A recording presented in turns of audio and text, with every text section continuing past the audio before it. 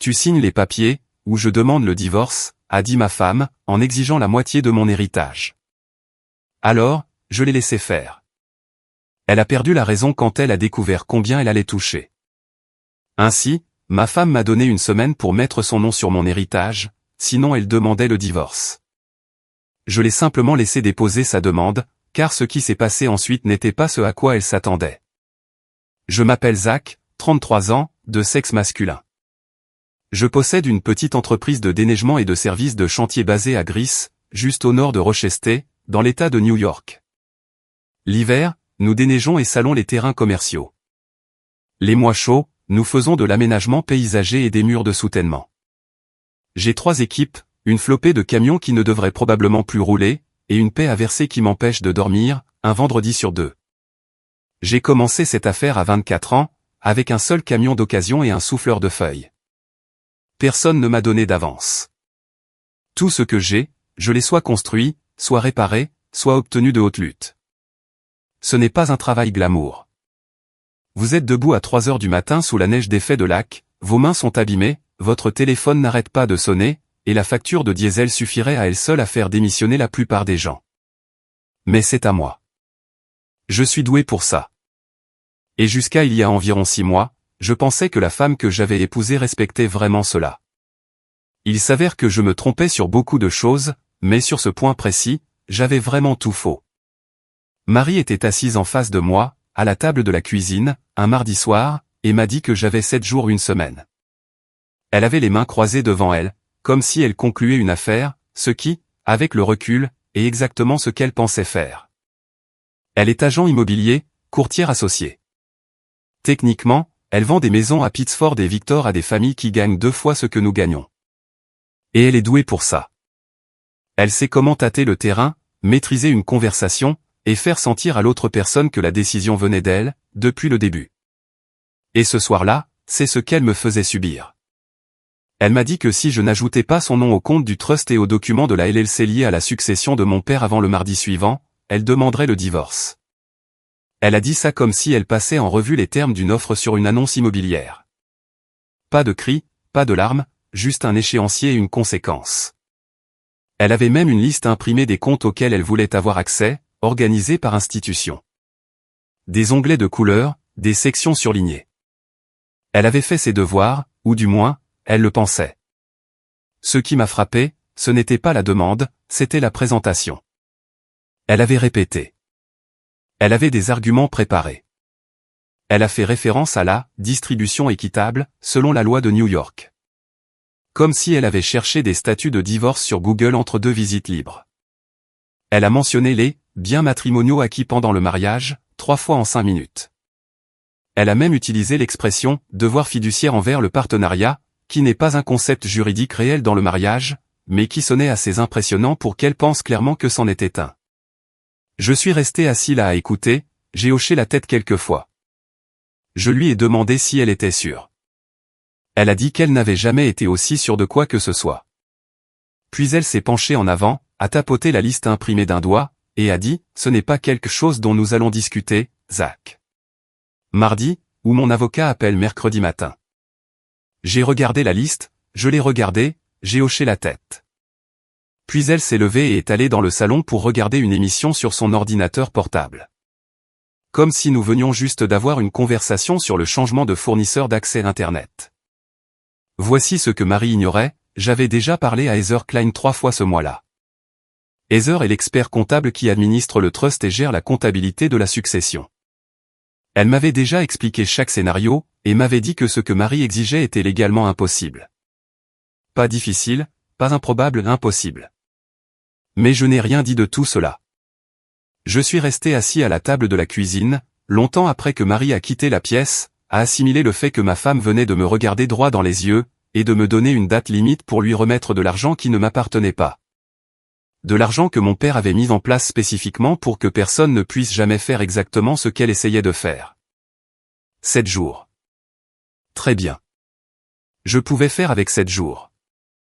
Ce qu'il faut savoir quand on gère une entreprise de déneigement à Rochester, c'est qu'on apprend à prévoir les tempêtes avant qu'elles ne frappent.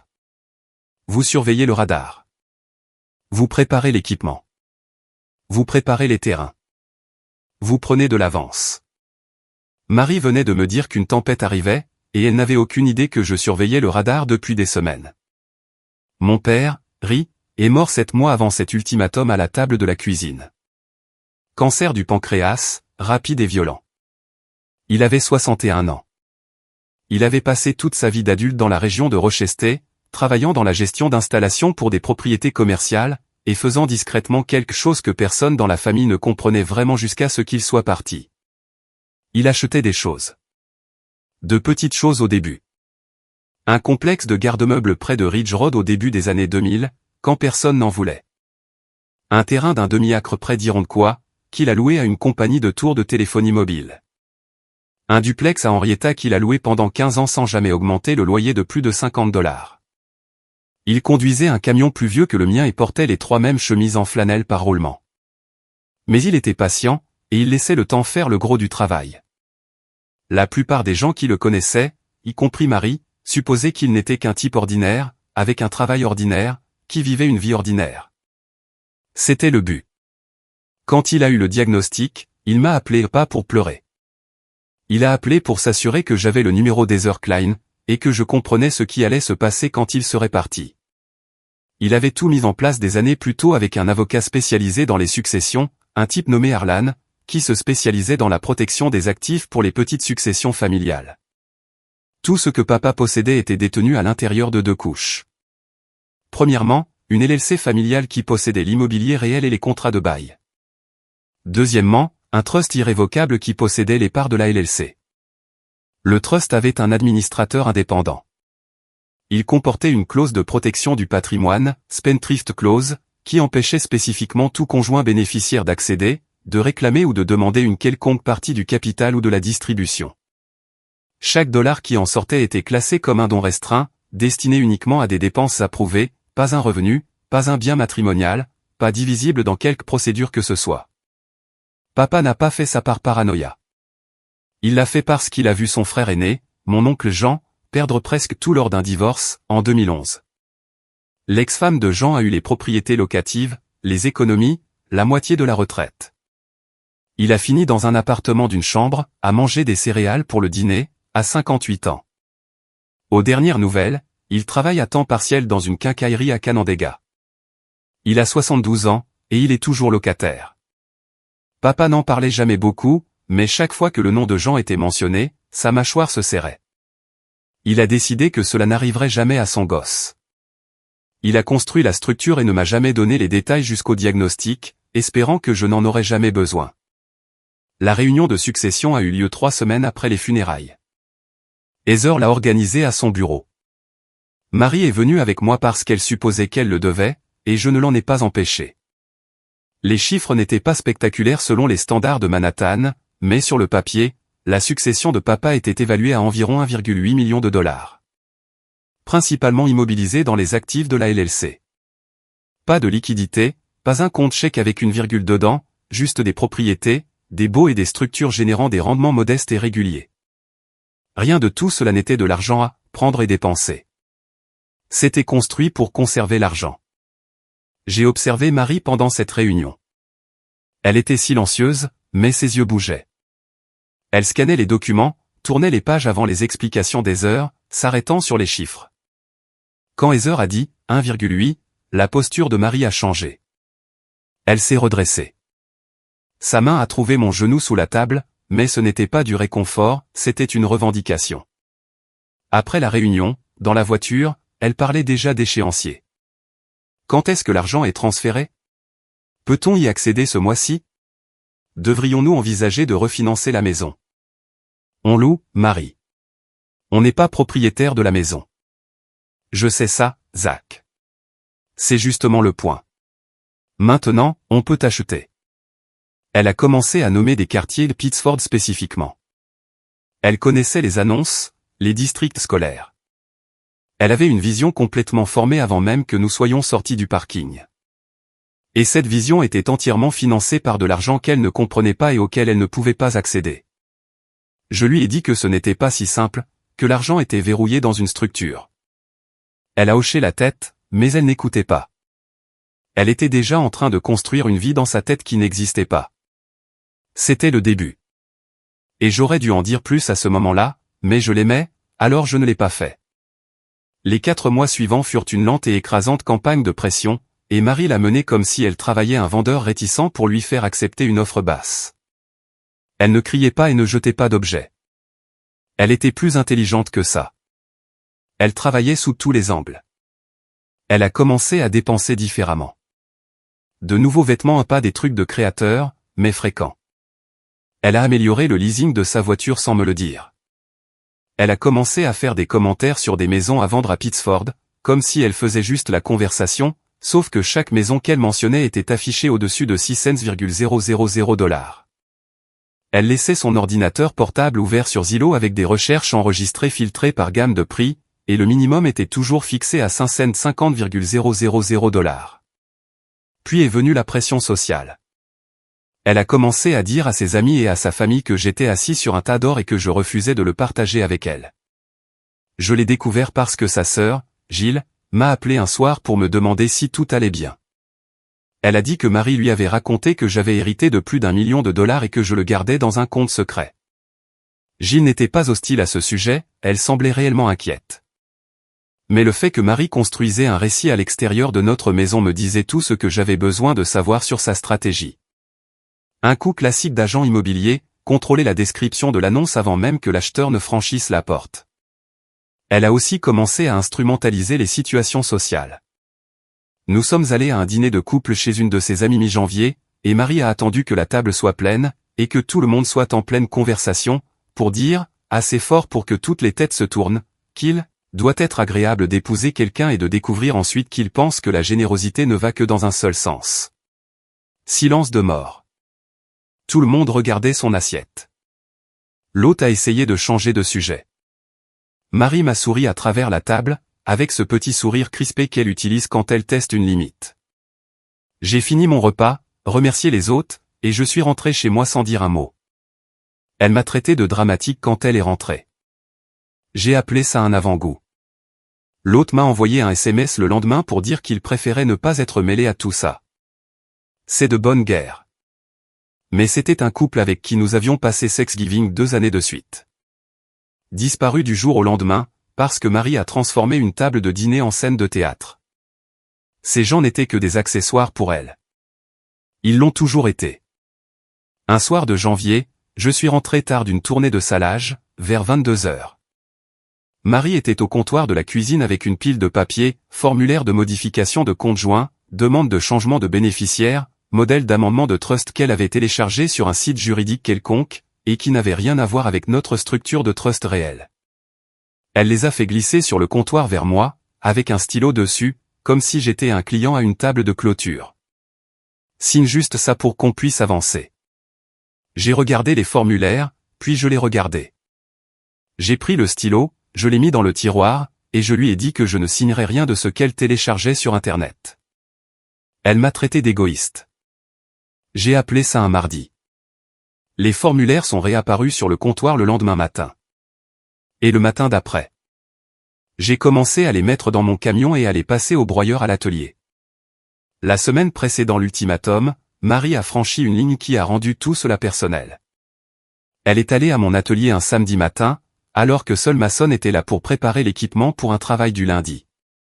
Elle lui a dit qu'elle passait prendre quelque chose pour moi, est entrée dans mon bureau, et a passé 20 minutes à fouiller mon bureau. Mason ne l'a pas arrêtée parce qu'elle était ma femme et qu'il ne savait pas, mais il m'en a parlé le soir même. J'ai conduit jusqu'à l'atelier et j'ai vérifié.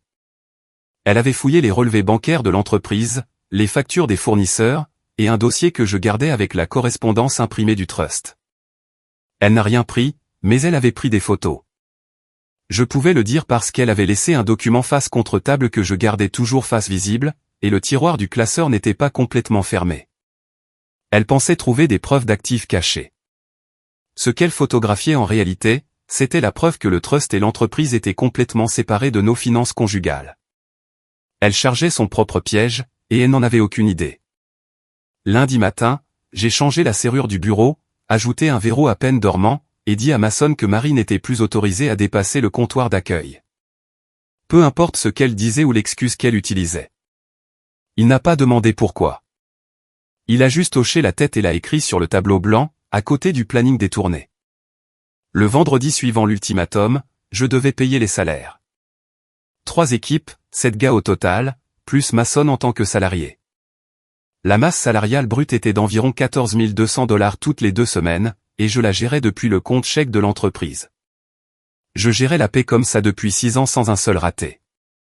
À Rochester en janvier, quand vous conduisez des chasse-neige à 4 heures du matin, que vos mains sont gercées et que votre dos hurle, ce virement du vendredi est la seule chose qui fait revenir les gars le lundi matin.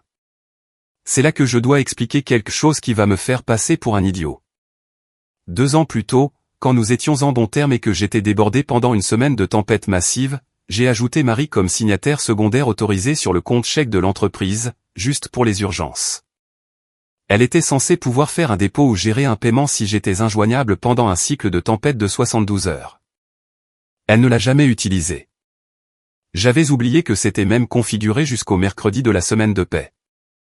Je me suis connecté au compte de l'entreprise pour vérifier le solde avant que le service de paie ne prélève les fonds le jeudi soir. Le compte était à découvert. Pas un petit découvert, il manquait 9,4 cents.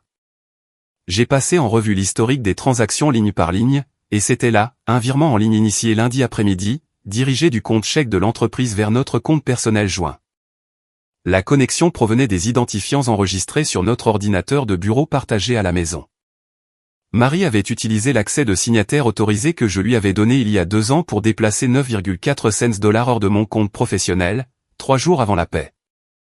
J'avais 2 jours pour couvrir une paie de 14,2 cents avec 4,8 cents restants. Et la paie n'était pas ma seule facture cette semaine-là. J'avais une facture de pièces de 2800 $ qui arrivait à échéance. Les coûts de carburant, les commandes de sel et l'entreprise ne s'arrêtent pas de tourner parce que votre femme vide vos comptes. Je ne pouvais pas manquer la paie. C'était non négociable. Mes gars partiraient. Mes contrats s'effondreraient. Ma réputation, la seule chose qui fait que les comptes commerciaux me rappellent chaque hiver, serait finie. Dans ce métier, vous manquez une paie, et la nouvelle se répand plus vite que la neige d'effet de lac ne frappe l'autoroute Truet. Je suis resté assis dans mon camion, sur le parking de l'atelier, pendant environ 10 minutes après avoir découvert la transaction. Moteur en marche, chauffage à fond, fixant l'application bancaire sur mon téléphone comme si les chiffres pouvaient se réorganiser d'eux-mêmes en quelque chose de viable. Ils ne l'ont pas fait. Alors, j'ai commencé à passer des appels. J'ai appelé Mason en premier, je lui ai dit que le compte était à court et ce qui s'était passé. La ligne est devenue silencieuse une seconde, puis il a dit, si tu rates vendredi, la moitié de ces gars ne reviennent pas. Pas la semaine prochaine. Plus jamais. Je sais. C'est pour ça que je t'appelle en premier. Il n'a pas dit grand-chose après ça. Il a juste demandé ce qu'il pouvait faire. Je lui ai dit que je devais vendre le chasse-neige de secours, le Western V-Plow 2009 sur le camion de réserve, d'une valeur d'environ 4,5 cents en bon état. Je l'ai mis en vente cet après-midi-là sur un groupe local d'équipement pour 3,2 cents, parce qu'il fallait qu'il parte avant jeudi. Le premier type qui a appelé m'a offert 2,000 $. J'ai dit non. Le deuxième type voulait venir le voir samedi. Je lui ai dit qu'il ne serait plus là samedi. Le type de Batavia a appelé à 16 h, a posé une question sur la lame de coupe, et a dit qu'il serait là à 19 h avec du liquide. Affaire conclue. Je l'ai regardé le charger sur sa remorque dans l'obscurité, sachant que ma femme venait de me coûter ma seule solution de secours, au beau milieu d'un hiver à Rochester, tout ça pour avoir un moyen de pression dans un divorce qu'elle allait perdre. Vendre ce chasse-neige m'a fait mal. Nous avions encore février et mars à traverser. Ensuite, j'ai appelé mon fournisseur d'équipement et j'ai demandé à retarder la facture de pièces de 2,8 cents de 2 semaines. Il a accepté, mais a ajouté des frais de retard de 180 $ et m'a dit que ça ne pouvait plus arriver, sinon il me passerait en prépaiement uniquement. Cela m'aurait coûté des milliers de dollars sur la saison. Puis je me suis connecté au compte joint pour récupérer les 9,4 cents. Sauf que tout n'y était pas. Marie en avait déjà brûlé environ 3000. Une provision pour avocat, probablement. J'ai retransféré chaque dollar restant et je l'ai mis sur le compte de l'entreprise.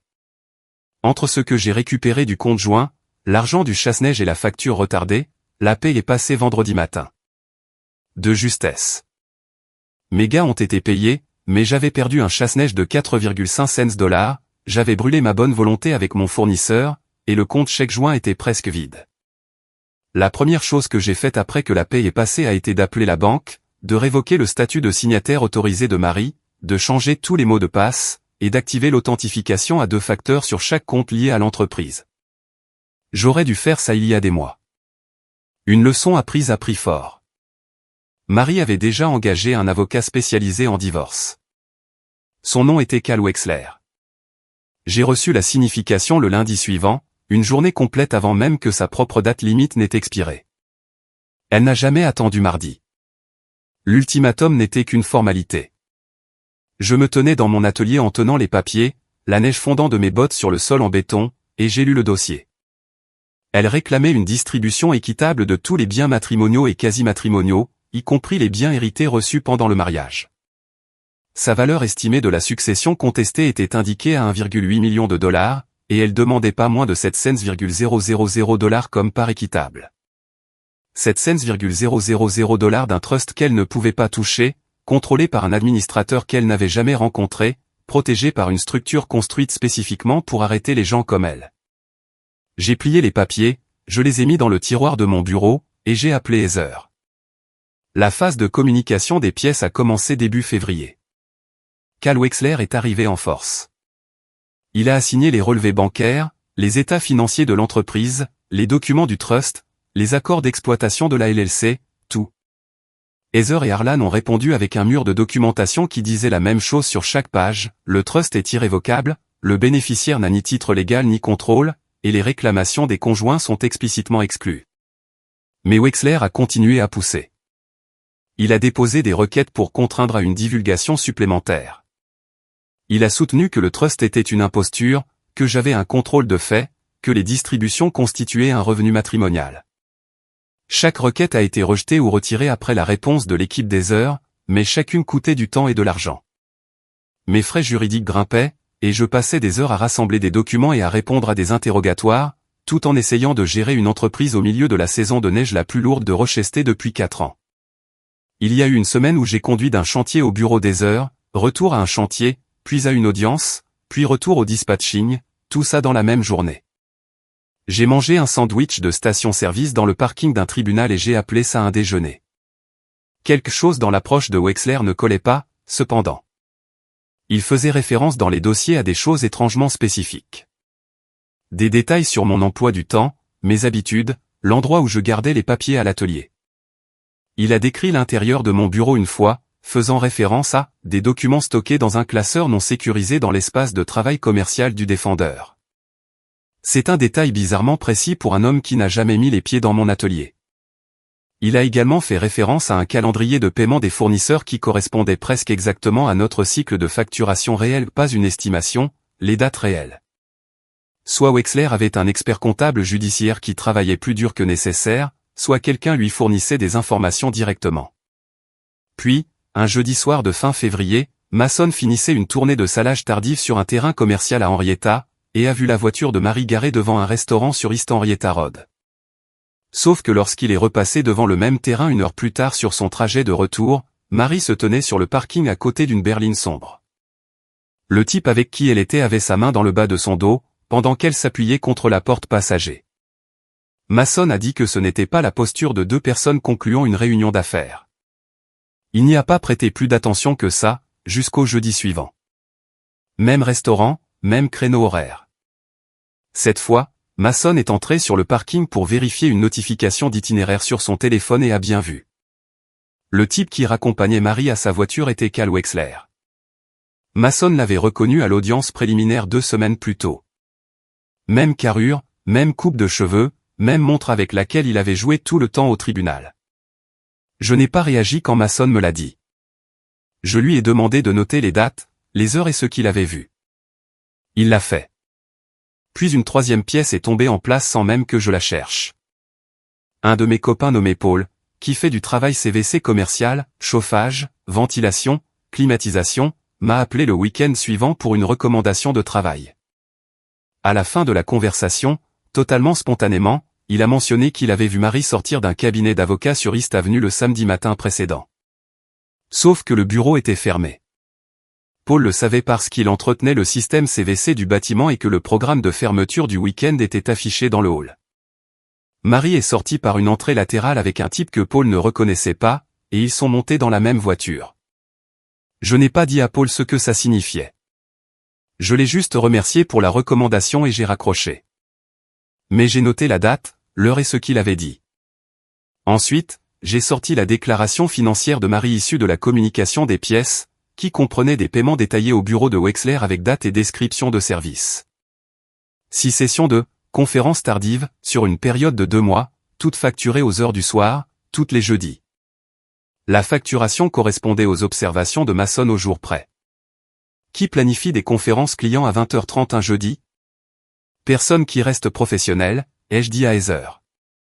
Elle est restée silencieuse pendant environ 10 secondes. Puis elle a dit, un avocat entretenant une relation intime avec une cliente pendant un litige actif à un conflit éthique qui pourrait le faire sanctionner ou radier du barreau. Elle a demandé si je voulais déposer une plainte formelle. Je lui ai dit pas encore. Je ne voulais pas faire exploser l'affaire prématurément et donner à Wexler une chance de tourner ça à son avantage ou de se retirer proprement. Heather a signalé le schéma au tribunal pas comme une arme, mais comme une préoccupation éthique. Le genre de chose qui fait qu'un juge commence à regarder de travers tout ce que cet avocat dépose après ça. Wexler ne savait pas que nous savions. Marie ne savait pas que nous savions. Mais le sol sous leur stratégie venait de se transformer en sable, et ils piétinaient encore dessus comme si c'était du béton. 2 semaines après le début de l'instruction, Marie a fait son coup suivant, et elle l'a mise en place comme un rendez-vous de mise en scène avant une vente. Elle a attendu que je rentre tard d'une nuit de dispatching après une panne de camion sur l'une des routes. Elle se tenait dans la cuisine avec son téléphone face contre le comptoir, et elle a recommencé sur le trust. Mêmes exigences, même calme répété, mais cette fois, elle a bloqué le couloir quand j'ai essayé de passer devant elle pour aller à la chambre. Je me suis arrêté. Je lui ai dit de bouger. Elle ne l'a pas fait. Elle m'a demandé si j'allais la faire bouger de force. Elle l'a dit fort, plus fort que la conversation ne le nécessitait. J'ai baissé les yeux et j'ai vu le bord de l'écran de son téléphone briller. Elle enregistrait. Elle a haussé le ton d'un cran supplémentaire et a dit « Pourquoi tu ne veux juste pas me parler de ça ? Tout ce que je demande, c'est une conversation, et tu continues de m'exclure. » J'ai gardé ma voix plate. Je ne fais pas ça ce soir. Écartez-toi, s'il te plaît. Elle n'a pas bougé. J'ai reculé. J'ai mis mes mains dans les poches de ma veste, je me suis retourné et je suis sorti par la porte d'entrée. Je suis resté assis dans mon camion dans l'allée pendant 40 minutes, jusqu'à ce qu'elle aille se coucher. C'était tout l'incident, mais c'était suffisant pour Wexler. 3 jours plus tard, Marie a déposé une déclaration sous serment affirmant qu'elle ne se sentait pas en sécurité à la maison en raison de mon comportement erratique et contrôlant concernant les finances. 6 juin se trouvait un clip audio partiel de cette nuit-là. Commençant à partir du moment où je lui ai dit de s'écarter, sans la partie où elle bloquait le couloir et faisait monter la tension en premier. Cela semblait tendu. Wexler a également joint un échange de SMS entre Marie et Gilles de cette même nuit, où Marie écrivait qu'elle avait peur de ce qu'il pourrait faire, environ 6 minutes après que j'étais déjà assis silencieusement dans mon camion à l'extérieur. Les tribunaux de New York prennent les allégations de sécurité au sérieux au stade de l'ordonnance temporaire, et le seuil pour en accorder une est bas. Le juge a accordé la jouissance exclusive à Marie pour 30 jours dans l'attente d'une audience. J'avais 48 heures pour rassembler mes affaires personnelles et partir. J'ai fait 2 sacs de sport, lentement et calmement. Je n'allais pas lui donner un autre clip audio. Marie m'a regardé faire mes bagages depuis le couloir, les bras croisés. Elle n'a pas dit un mot. Elle n'avait pas à le faire. Je suis resté chez Mason la première semaine. Sa femme, Laurie, a préparé la chambre d'amis et n'a pas posé de questions. Mason et moi gérions les dispatchings du matin depuis sa table de cuisine. La 2e semaine, j'ai emménagé à l'atelier. J'ai installé un lit de camp dans l'arrière-bureau derrière les étagères de pièces, j'ai accroché un rideau pour un peu d'intimité, et j'ai utilisé l'évier industriel de la baie d'équipement pour me laver. C'était février à Rochester, et le système de chauffage de l'atelier était conçu pour empêcher les tuyaux de geler, pas pour garder un homme adulte au chaud la nuit. Je portais 2 couches pour dormir et je laissais un radiateur d'appoint tourner jusqu'à ce que la facture d'électricité me fasse repenser cette décision. Un matin, un client a déposé un chèque à 7 heures, et j'ai dû sauter du lit de camp, cacher le sac de couchage derrière les étagères, et arriver au comptoir avant qu'il ne passe devant la porte du bureau. Je ne vais pas mentir, 2 heures du matin sur un lit de camp à 2 mètres d'un râtelier de lames de chasse-neige, ça fait un effet bizarre. Vous avez construit cet endroit. Vous le possédez. Et d'une certaine manière, vous dormez dedans comme un squatteur, parce qu'une femme qui a bloqué un couloir et appuyé sur enregistrer a convaincu un juge que vous étiez la menace. Cette pensée m'a accompagné chaque nuit. La neige continue de tomber. Les clients continuent d'appeler. Une nuit, nous avons eu une chute de 20 cm qui a commencé à minuit, et j'ai été au téléphone non-stop jusqu'à 6 heures du matin, à dispatcher les équipes depuis une chaise pliante dans un atelier qui sentait le diesel et le béton froid, à rediriger les camions quand un chauffeur appelait pour un problème de transmission sur les cavenues, à me disputer avec un fournisseur de sel pour une livraison retardée qui allait faire capoter toute la fenêtre de nuit pour mon plus gros compte commercial. Mason a couvert tout ce que je ne pouvais pas physiquement atteindre, et il ne s'est jamais plaint une seule fois. Pendant ce temps, Marie utilisait ce temps pour construire son histoire. Elle a posté sur les réseaux sociaux qu'elle prenait un nouveau départ et protégeait sa paix. Elle a dit à des amis communs que j'avais été éloigné de la maison à cause de ce qu'il a fait, laissant les détails assez vagues pour que les gens imaginent le pire. 2 couples d'amis ont cessé de répondre à mes appels. Mon voisin m'a envoyé un SMS me demandant si Marie allait bien, et on pouvait voir qu'il avait déjà choisi son camp. Les atteintes à la réputation à Rochester, ça colle à la peau. Un petit complexe de bureaux médicaux à Henrietta que je déneigeais depuis 3 saisons nous a lâchés. Le chef de bureau a appelé Mason et a dit qu'ils allaient dans une direction différente. Pas d'explication, mais le timing correspondait à l'un des postes de Marie disant qu'elle se sentait à nouveau en sécurité. Ce contrat valait 4,8 cents. Disparu. Mason a décroché un compte de remplacement en 2 semaines, un centre commercial à Gris. Pas le même revenu, mais ça gardait le planning des tournées complet. L'audience sur l'ordonnance temporaire a eu lieu 3 semaines plus tard. Mon avocat a présenté l'audio complet et non édité de l'enregistrement de la cuisine. Nous avions contraint la production du fichier complet via la procédure de communication des pièces, et Marie n'avait apparemment pas envisagé que la version non éditée raconterait une histoire très différente de son extrait coupé. Cela montrait qu'elle initiait la confrontation, bloquait le couloir, et augmentait le volume pendant que je désamorçais et partais. Cela montrait l'écart de 6 minutes entre ma sortie et son SMS à Gilles disant qu'elle avait peur. Le juge a annulé l'ordonnance. J'ai réintégré la maison ce week-end-là, mais je n'ai pas déballé grand-chose. Ce n'était plus chez moi. C'était juste un endroit où 2 personnes s'évitaient jusqu'à ce que les avocats règlent l'affaire.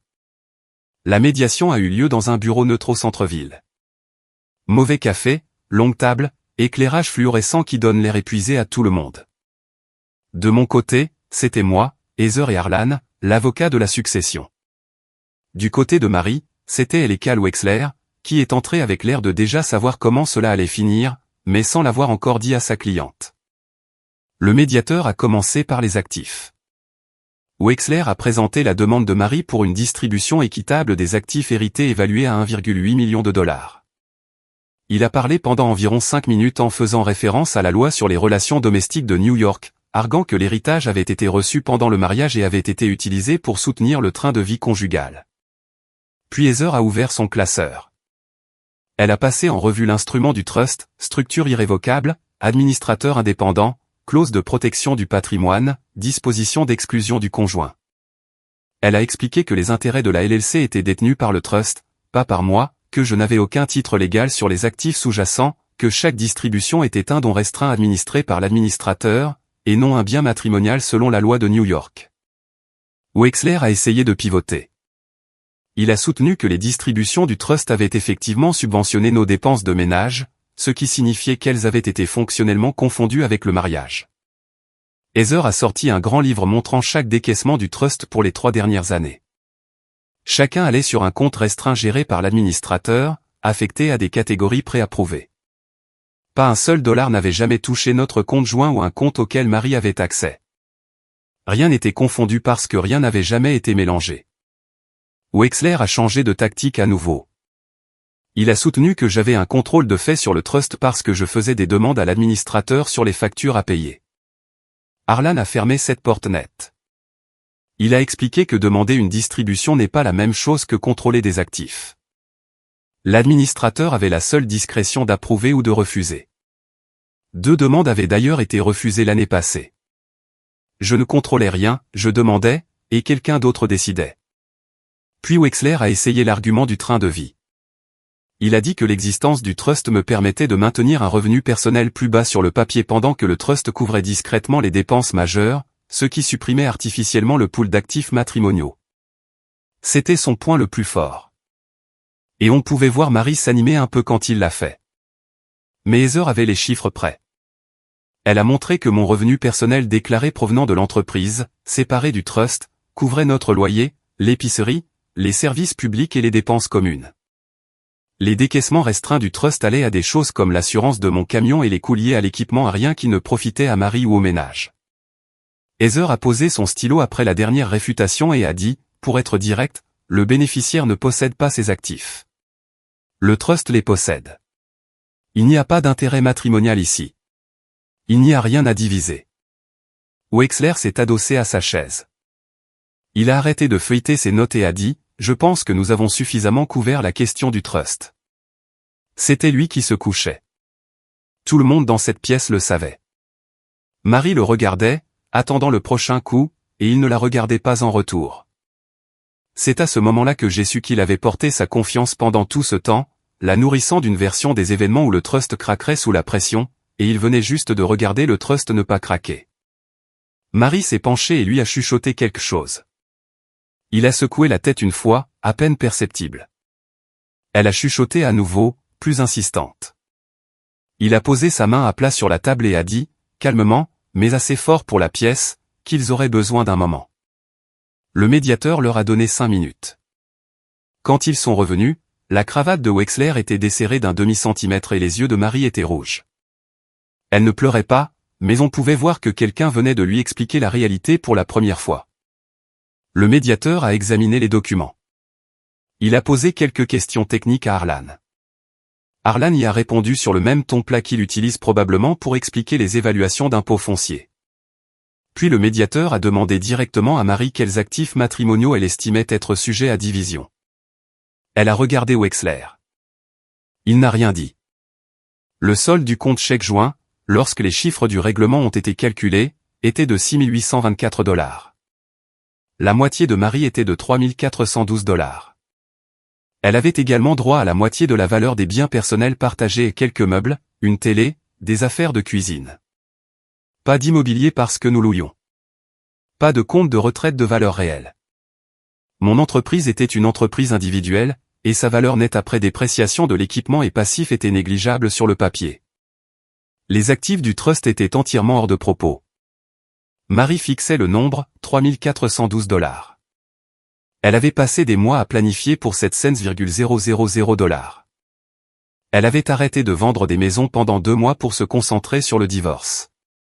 Elle avait vidé mon compte professionnel, m'avait fait expulser de chez moi, avait incendié ma réputation auprès de la moitié de notre cercle social, et avait retenu un avocat avec qui elle passait ses jeudis soirs. Tout ça pour $3 412 et la moitié d'un ensemble de salons. La pièce a été silencieuse pendant un long moment, et Marie faisait quelque chose que je ne l'avais jamais vue faire en 4 ans de mariage. Elle restait assise, complètement immobile. La femme qui avait toujours un coup d'avance, qui avait toujours quelque chose à dire, n'avait plus rien. Elle comptait sur cette $000 depuis des mois. Et maintenant, elle fixait le vrai chiffre.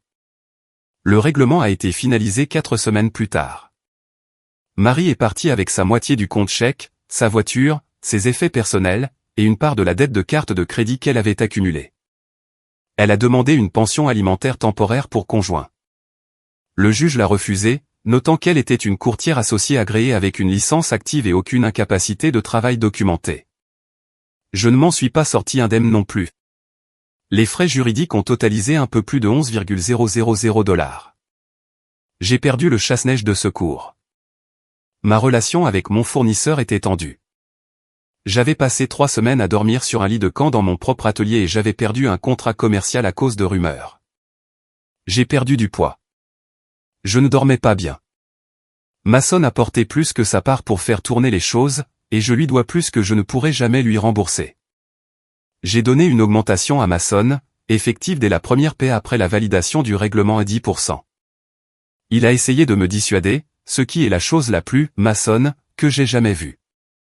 J'ai aussi découvert plus tard que pendant ces 3 semaines à l'atelier, il avait pris mes appels de rappel sur son téléphone personnel pour que les clients ne sachent pas que quelque chose clochait. Il leur disait que je gérais une situation familiale et que je les recontacterais bientôt. Il a couvert chacun d'entre eux. Il ne l'a jamais mentionné. C'est Laurie qui me l'a dit. 3 semaines après que le divorce a été finalisé, j'étais à l'atelier un samedi après-midi pour faire l'entretien de l'équipement avec Mason. Nous étions en train de retirer un cylindre hydraulique d'un cadre de chasse-neige quand j'ai entendu la porte d'entrée s'ouvrir. J'ai essuyé mes mains et je suis allé vers le bureau d'accueil. Et Marie se tenait là. Pas de rendez-vous, pas d'appel, juste debout dans l'encadrement de la porte avec une chemise cartonnée à la main, l'air d'avoir répété ça dans la voiture mais sans être sûr que ça allait marcher.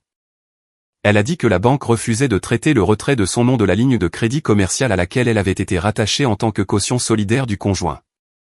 Elle avait besoin de ma signature sur un formulaire de main levée. Sans cela, l'obligation apparaissait sur son rapport de crédit, et elle ne pouvait pas se qualifier pour un nouveau bail d'appartement.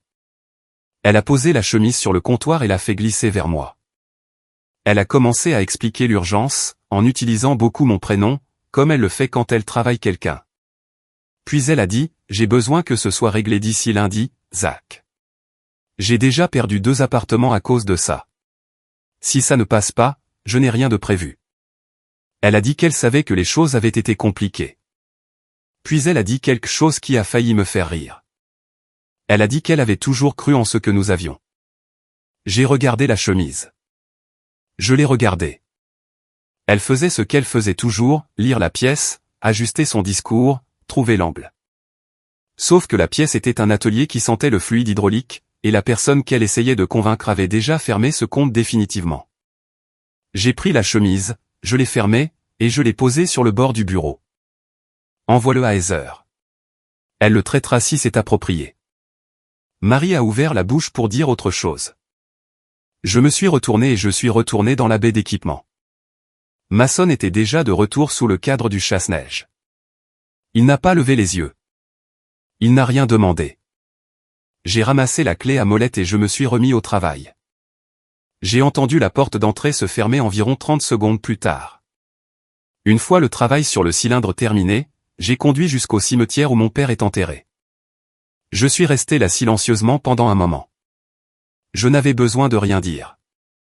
Il avait déjà dit tout ce qui comptait, des années auparavant.